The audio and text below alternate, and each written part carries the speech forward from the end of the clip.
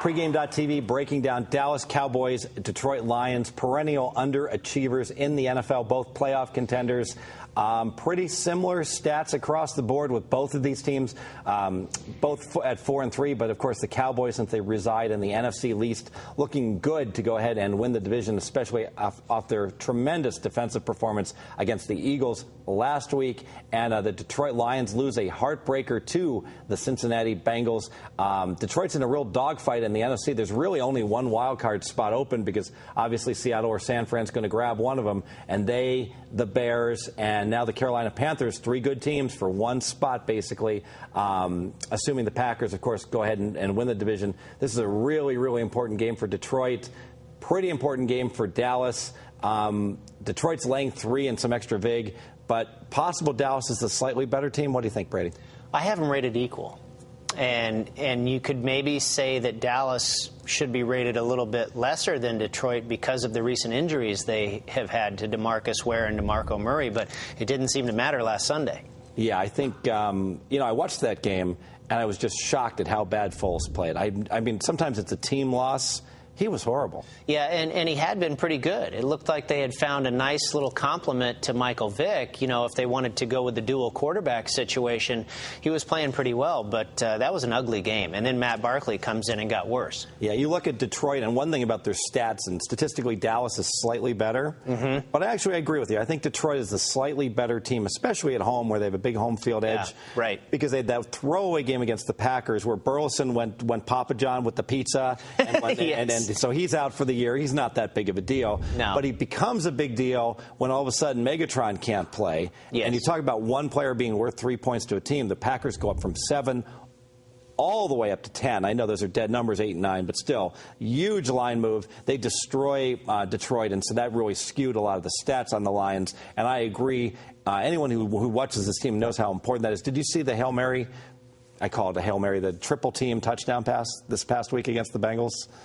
I didn't, and I watched a lot of that game. It was 24-17, and Stafford... I saw that they had tied the score, but I did not see that play. They were in midfield. I think it was one of those 3rd and longs, where it really 3rd and 8, where it really didn't matter. And Stafford just said, go deep, kind of like Charlie Sheen in that commercial where he's like, yes. It was a broken play. They're all broken plays. I threw a touchdown to my son. We win. And did I say Charlie Sheen? Rob Lowe. I mix them up. Yes. Rob Lowe.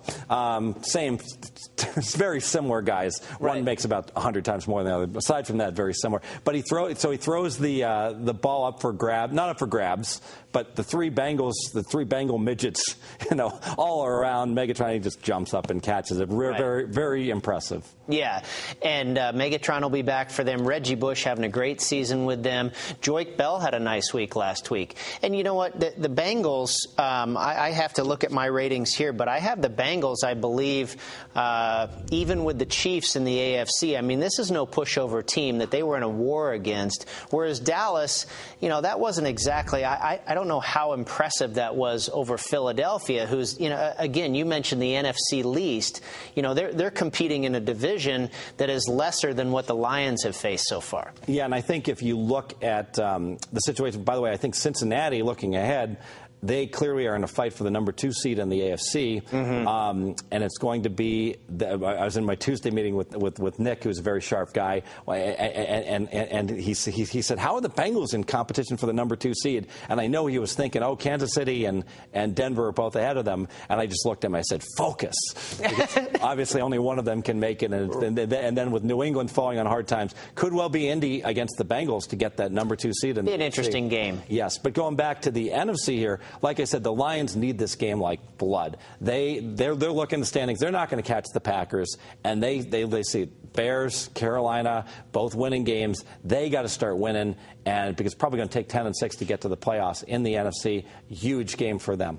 And it's oftentimes the week after the injuries where you get those depletions catching up to this team. So here we are in the week after the loss of DeMarcus Ware and DeMarco Murray.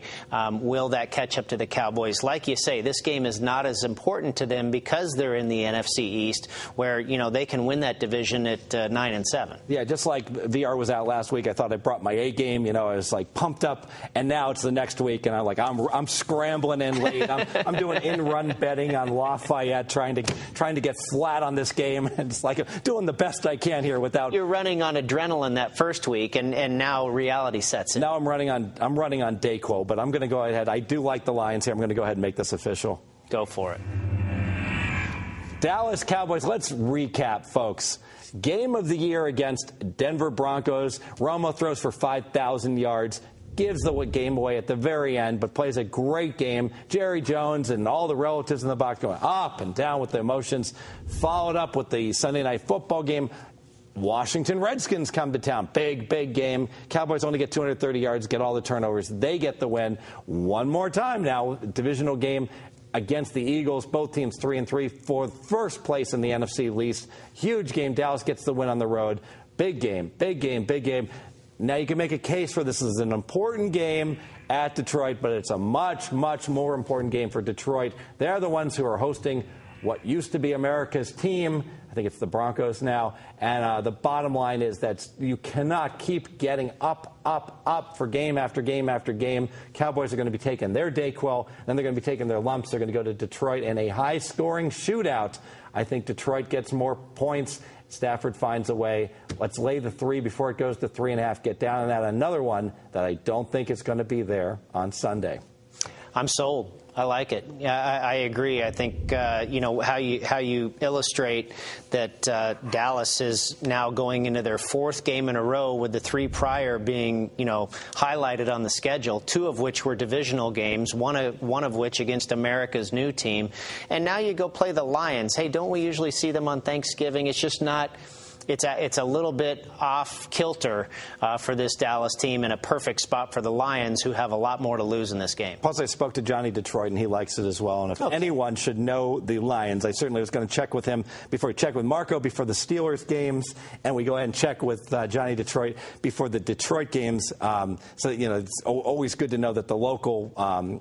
The person of knowledge goes ahead and agrees, sure, or goes ahead and likes that pick. Sometimes you got to be careful with the write-ups, and I have someone who does help me with the write-ups. I don't know about you. Sometimes I'll put the cliff notes out, and I'll say, go for it. And I've got a guy that does such a great job. I read it, and I go bet more on it. I get a half point worse, and I'm like, how could this possibly lose? It's so darn good. I like that. That's good. Pretty funny. We're going to stay in the NFL here, pregame.tv. We're going to talk about the Sunday Night Football game. Yet another stinker that VR does not have to participate in videos, but I'm sure with his contacts, he'll more than likely get the winner for you with his tremendous contacts all over the world, really, and in the islands.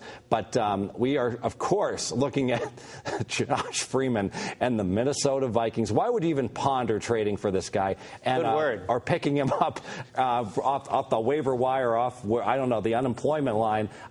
They're catching 10 biggins. The total is 47. Green Bay Packers, or what's left of them with all their receivers, come to town. They always have trouble with the crowd noise in Minnesota. Should be a great game. I'll be breaking it down pregame.tv.